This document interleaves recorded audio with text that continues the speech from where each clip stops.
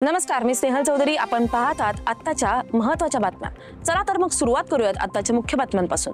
राज्यातील स्थानिक स्वराज्य संस्थांच्या निवडणुकांच्या मतदानाची तारीख जवळ येत असताना दुसरीकडे राजकीय पक्षांकडून मतदारांना पैसे वाटप होत असल्याचा प्रकार समोर येतोय. छत्रपती संभाजीनगरच्या सिल्लोडमध्ये शिंदे गटाकडून पैसे वाटप करत असल्याचा आरोप भाजपाने केलाय. तर भाजप आणि शिंदे गटाचे कार्यकर्ते आमने सामने आल्याचं पाहायला मिळालंय. शिंदे गटाकडून एक महिला पैसे वाटप करत असल्याचा आरोप भाजपने केलाय. तर त्या महिलेला पोलिसांनी ताब्यात घेतलंय.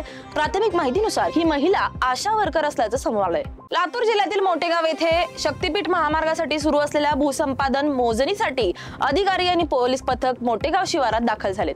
मात्र शेतकऱ्यांनी मोजणीस ठाम विरोध दर्शवत प्रक्रिया थांबवण्याची मागणी केली आहे. प्रशासनाने विरोध झुगारून मोजणी सुरू करण्याचा प्रयत्न करता शेतकऱ्यांनी संतप्त होऊन विष प्राशनाचा प्रयत्न केलाय. परिस्थिती गंभीर होत असल्याचं पाहत प्रशासनाने तात्काळ मोजणी प्रक्रिया स्थगित करून घटनास्थळावरून माघार घेतली आहे. घरात बसून आरोप करणाऱ्यांनी आधी एक सभा तरी घ्यावी. युद्ध रणांगणात जिंकतात, घरात नाही. उमेदवार माघार घेत असताना उद्धव ठाकरे पैशांचे काल्पनिक आरोप करून पराभवाचं खापर दुसऱ्यावर फोडत आहेत. फडणवीस दररोज 4 ते 5 सभा घेत आहेत आणि उद्धवजी घर बसल्या वाटप शोधत आहे. निवडणूक लढवायची असेल तर निदान आरोप तरी जबाबदारीने करा, अशी टीका नवनाथ बन यांनी उद्धव ठाकरेंवर केली आहे. सावंतवाडी नगर परिषदेच्या निवडणुकीत विकासाच्या मुद्द्यावरून प्रचार सुरू आहे. सावंतवाडीला सुंदरवाडी बनवण्याचा हेतू ठेवून आम्ही काम करत आहोत. प्रतिस्पर्धींच्या प्रचाराच्या तुलनेत स्वतःचा प्रचार टीका न करता फक्त विकासावर केंद्रित असल्याचा दावा नितेश राणे यांनी केलाय. ठाकरे गटाच्या दक्षिण मुंबई विभाग क्रमांक 12 तर्फे चर्चगेट रेल्वे स्थानकातील बॉम्बे बर्गर या दुकानाने आपल्या नावातील बॉम्बे हा शब्द बदलून मुंबई करावा आणि त्वरित नामांतर न केल्यास शिवसेना आपल्या पद्धतीने उत्तर देईल असा इशाराही यावेळी देण्यात आला. श्रीवर्धन नगर परिषद नगराध्यक्ष पदाच्या उमेदवार अक्षता श्रीवर्धनकर व नगरसेवक उमेदवार हे घरोघरी जाऊन प्रचार करत आहेत. प्रचार प्रसारात त्यांना उदंड प्रतिसाद व पाठिंबा मिळतोय. शहरांमध्ये अपुऱ्या असलेल्या सुविधा मी लवकरात लवकर नागरिकांच्या सेवेसाठी उपलब्ध करेन असं आश्वासन अक्षता श्रीवर्धनकर यांनी दिले.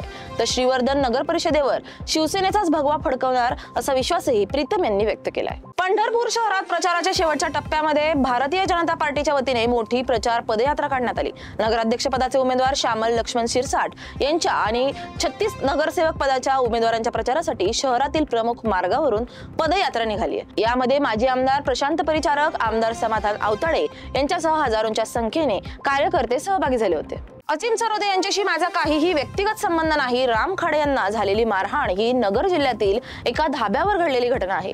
या घटनेवर राजकीय आरोप करणं योग्य नसल्याचंही आमदार सुरेश धस यांनी म्हटलंय. परळी नगर परिषद निवडणुकीची रणधुमाळी बघायला मिळतेय. महायुतीच्या उमेदवाराच्या प्रचारासाठी खुद्द राष्ट्रवादी अजित पवार गटाचे नेते धनंजय मुंडे आपलं होम पिच असलेल्या परळीत वॉर्डात कॉर्नर सभा घेत आहेत. याच सभेदरम्यान मुंडेंनी परळीच्या विकासासाठी गल्ली बोळातली आणि वॉर्डातील ब्लू प्रिंट आमच्याकडे तयार असल्याचं सूचक विधान केलंय. मुंबईतील वाढत्या प्रदूषणाच्या पार्श्वभूमीवर काँग्रेस ऍक्टिव्ह मोडमध्ये आली आहे. हवेचा दर्जा सुधारण्यासाठी काँग्रेस दीर्घकालीन उपाययोजना राबवण्याची तयारी करते.